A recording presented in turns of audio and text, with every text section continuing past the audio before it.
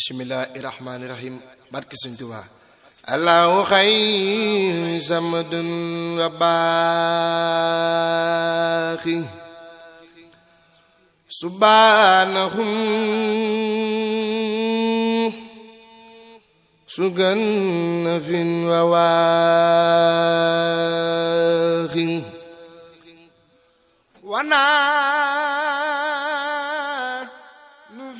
Asalaamaaleykum ñu ngi tudd Dame Gueye di taalibe ci kër gi kër Serigne Modou Faye ñu ngi feete ci waañ bi jamono yi ngeen di filmer na ngeen ñu ci fekk waa kay ñu ngi sant bu baax nag manu Serigne Touba dimbale ba nu bokk ci liggéey gi ñu fekk yii la bés di bésub cant di ci jiital ci cant gi sunu kilifa gi nga xam ne waa dimbale nañu ba ñu mën a bokk ci ñiy liggéeyal Serigne Touba di sant bu baax di comme gannaaw bésu mbégte la rek loolu mooy fës ci jëmm joo fi seen rek waaw cërub mbégte boobe ñun ci sunu wàllu bopp waaw di ci di jéem a góorgóorlu di sant bu baax tey delloo di sant. salaamaaleykum mbooloo mi di sant ñëpp di sant taalibe yëpp góor a jigéen nag di yeesal sunu ziyaar di yeesal sunu njébbal ci Serigne Modou ci barke bés bii ci barke borom jumaa ji ndax moom mooy borom jumaa ji. waaw day sant yàlla bu baax te. wax dëgg yàlla wax ci sëñ bi ngeen di wax ni xaw na jafe ndax dama mës a dégg ci moom mu naan soppee du seere ndax daanaka loo wax ci moom rek naan cofeel gi wala mbëggeel gi moo tax. xam nga ku nam ma liggéeyal Serigne Touba moom waaw bu xëyee luñ ko ca cërale rek day jàpp ne loolu mooy wàllam ndax màggal gi moom wet gu ne la waaye kenn ku ne rek fa nga nekk jàppal ne sa màggal foofu la. ñun nag man nag dama tàmm di wax chaque jour naan amum sëriñ yomb na waaye sëriñ bii moo jafe fay te muy lu wér. mënumaa taar nag kon damay dem ndax fi ma jëlee fi ma yóbbu yéeme na lool yóbbu fa ta mbokk taalibe yëpp dëgëral suñu sëy jàppal la ñu jubalal ñu lépp waaw dindi ñu ci lëndëm yóbbu ñu ci leer. waaw ñun ñu ngi fi ci ay at yu bari saa yi ñu xëyee rek di ci jéem a nab-nabe nu ñuy def ba yëf yi yewen waaye liggéey bu ñu bokk ak ñëpp la gis ngeen soxna yi bu ñu xëyee ñoom dañuy ñëw jàppale ñu daanaka sax ñoom ñooy liggéey bi ñun dañ leen di dooleel rek ci liggéey yi nga xam ne liggéey kàttan la.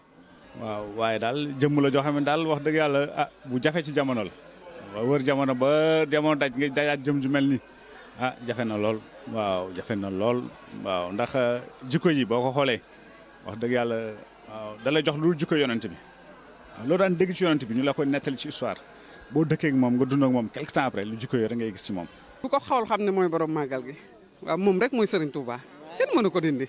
waaw ñu ngi jàngale di professeur mathématique fële ci lycée Mboro Daaru Xudoos bu Mboro waaye loolu moom cërub saayir la rek waaw ñun ci sunu kër kilifa bañ tàbbisee fii lañ ñu féetale te loolu itam moom lañ teg bët fa ñu nekk di yëngu tamit waaw kenn gisul lenn ci ñun lu dul rek cërub taalibe te moom lañ gëm ne moom moo am. te loolu yamul ci jikko yi sax boo gisee ba ci tur yi sax da koy indi Mamadou la tudd waaw wayjuru góor yi tudd Abdoulaye ñu koy waxee Ibn Abdoulaye fan la nekk ñu ne mun Médina yooyu yëpp dafa ay firnde yoo xam ne lu wér la ci ay mbiram waaw ndax nee nañu hasard amul waaw te noonu nag mu mel noonu ci digganteem ak yonent bi noonu it la mel ci digganteem ak yàlla ak Serigne Touba. rek muy Ibn Abdallah foofu nag laa yam di sant bu baax nag di sant bu baax di ko ziyaar. ku gis ni maanaam boo déggee ay woyam da nga naan lii day dënn ba mu koy jógee ñu koy xelli foofu day kooku dënn boobu day la fay jógee ci wàllu Serigne Touba yéeme na lool.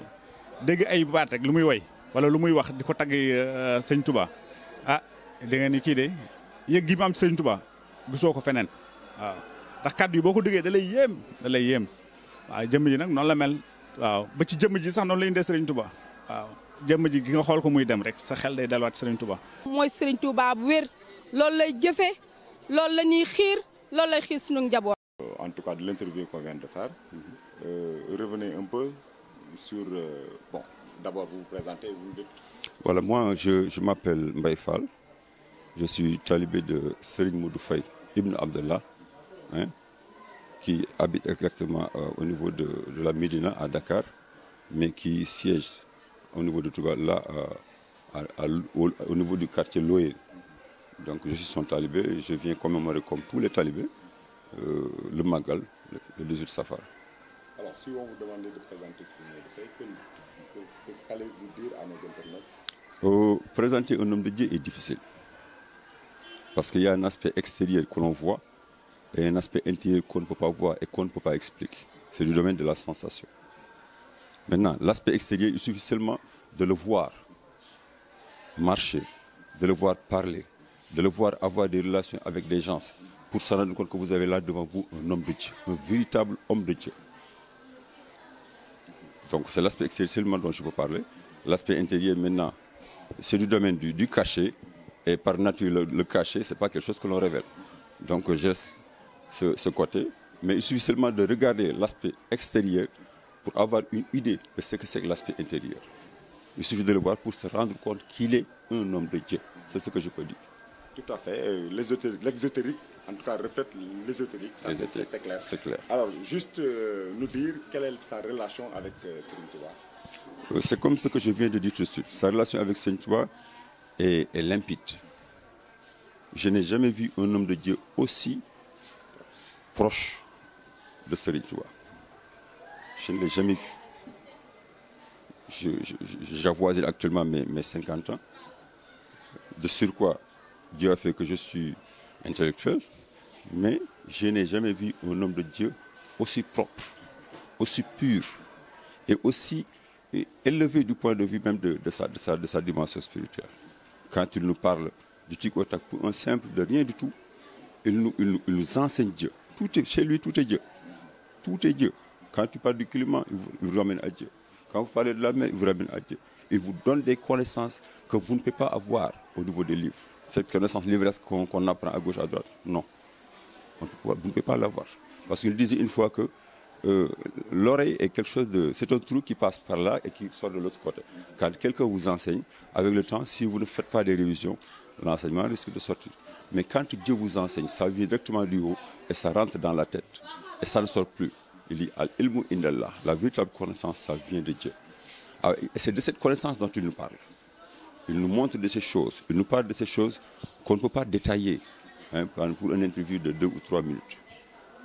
Mais ce que je peux vous dire seulement, il suffit seulement de le voir pour se rendre compte que vous avez un homme de Dieu.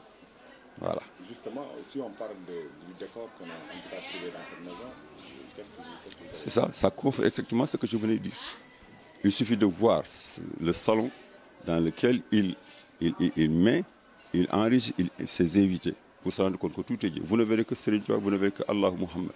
Et tous les fils de Serigne Touba, tous les descendants de Serigne Touba sont là. Il suffit de rentrer dans la maison, de voir une sorte de coupole qu'il a érigée au niveau de la maison. Tout est Dieu. Il a que des Allah Muhammad, des Ayatul Kursi. Et il achète des lustres qu'il met au niveau de la cour pour seulement commémorer, pour seulement glorifier Dieu, pour seulement montrer qu'on doit mettre Dieu au-dessus de tout. Et quand je dis Dieu, je ne fais pas la différence entre Dieu et la manière dont les gens passent, mais seulement c'est le côté droit, c'est le côté sensible, c'est le côté juste, c'est le côté beau. Voilà. Donc c'est ce que je peux vraiment dire. Maintenant, les talibés qui suivent Serigne Modou Faye sont tous des intellectuels. Sont tous des intellectuels. Il y a des professeurs d'anglais, il y a des principaux, il y a des cadreurs, il y a des journalistes, il y a des ingénieurs en informatique, il y a des professeurs d'allemand, d'université. Donc, les gens qui le suivent ne viennent pas comme ça excusez-nous. Et lui, ce qui est paradoxal, apparemment, il ne fait même pas de politique pour appeler les gens, comme certains le font. Excusez-moi le terme. Il est là et tous ceux qui doivent être avec lui viendront par force être avec lui. Parce qu'il l'a dit. Il a parlé à Serigne Touba que Serigne Touba puisse lui choisir parmi les mourides des gens qui doivent l'accompagner pour son œuvre, que tout le monde verra. Je dis bien l'œuvre qu'il est en train de confectionner, tout le monde le verra. Et parce que c'est cette manière de faire dont Serigne Touba aime. C'est cette manière de faire qui fait qu'on parle du mouridisme, on parle de Dieu. Parce que Dieu est au-dessus de tout. Dieu est très loin par rapport à ce qu'on appelle le monde mondain. Il est là, il est le visible, il est l'invisible. Mais il faut faire la différence. Quel est le message pour ces disciples qui suivent Serigne Modou Faye? Bon, le message que je donne à ces disciples, c'est exactement un message de ragaillardissement, comme je pourrais dire. Les gens qui sont là, mais qui suivent exactement ce que le marabout aime. Ils sont droits, ils sont propres, ils sont purs, ils enseignent le Coran, ils apprennent le Coran. ils apprennent les khasaïd. Et lui, il a dit à ses talibés qu'il n'a jamais dit à un de ses talibés change de comportement ou fais ça ou fais ça. Parce que nous, en tant que ses talibés, nous avons une sorte de gêne à nous mettre devant lui et qu'il sente que nous avons pris déjà une tangente à gauche ou à droite. Ce qui n'est pas vraiment le propre d'un talibé. Donc la droiture et la pureté. Vos sentiments pour ce Magal de 2017? Sentiment de gaieté, de fierté, mais surtout sentiment de spiritualité élevée. Parce que c'est ça qui est important. Parce que sentir le Magal de Serigne Touba, c'est au-delà même des festivités, c'est au-delà même du manger, mais c'est autre chose. Tu dois sentir au fond de toi-même que tu as fait un pas de plus vers l'échelle qui vous mène vers Dieu. Parce qu'il l'a déjà dit, tout ce qu'il a dit, il ne le dit pas pour lui, mais il le dit pour ses talibés. Parce que quand il dit Anta Suluki, il al Maliki, Ma il le faut qui il le dit pour le prophète. Mais il ne le dit nous aussi pour emprunter le droit chemin, pour aller effectivement vers. Parce que le mouride, c'est quelqu'un qui doit aspirer et aller vers Dieu. Donc, juste une recommandation de travail, une recommandation d'œuvrer encore pour Serigne Touba. Parce que ça, pour avoir quelque chose chez Serigne Touba, il faut œuvrer. Il faut vraiment sortir de sa poche pour œuvrer pour Serigne Touba. Les mourir, c'est comme ça, c'est ce qu'ils savent. Voilà. Oui, merci beaucoup, M. Mbaye Fall. En tout cas, Bitim Réew vous remercie de l'interview que vous venez de l'accorder. Chers internautes, nous voilà au terme de notre interview et merci beaucoup.